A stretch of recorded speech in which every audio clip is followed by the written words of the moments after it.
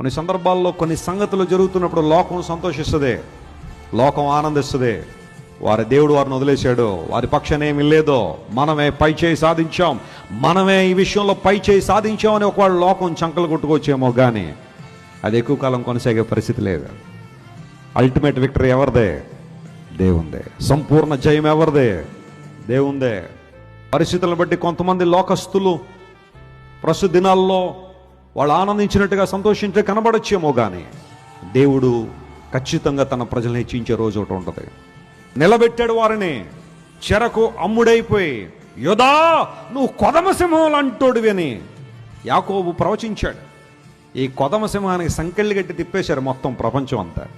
చెరకు తీసి వెళ్ళిపోయారు. కొదమ సింహం చూడ్డానికే సింహంలాగా ఉందని, దానిలో ఆ సింహపు లక్షణాలు లేవు.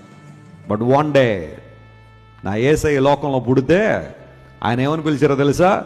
యోధా గోత్రపు సింహం అన్నారు. గట్టిగా చప్పట్లు కొట్టి దేవుని వైపు సింహం అంటే ఏంటో ప్రభు నిరూపణ చేశాడు. సింహంలా బ్రతకడం అంటే ఏంటో నిరూపణ చేశాడు ఆయన. ఆయన అంగీకరించిన వారికి అలాంటి ధైర్యాన్ని దేవుడు మనకి ఇచ్చాడు. ఈ రోజున క్రైస్తవులకి ఏదైనా భయం ఉందంటారా? చెప్పండి గట్టిగా. క్రైస్తవుడు ఎవరికైనా భయపడతాడా? నెవర్. ఒకవేళ నామకార్థం క్రైస్తవుల్లో భయం ఉంటుందేమో, ఏమైపోద్దో. నిజమైన క్రైస్తవుడు ఎవరికి భయపడే ప్రసక్తి. ఎక్కడి నుండి వస్తుంది ఈ ధైర్యం? ఎవరిని చూసి వస్తుంది ఈ ధైర్యం? ఆయన చూసి.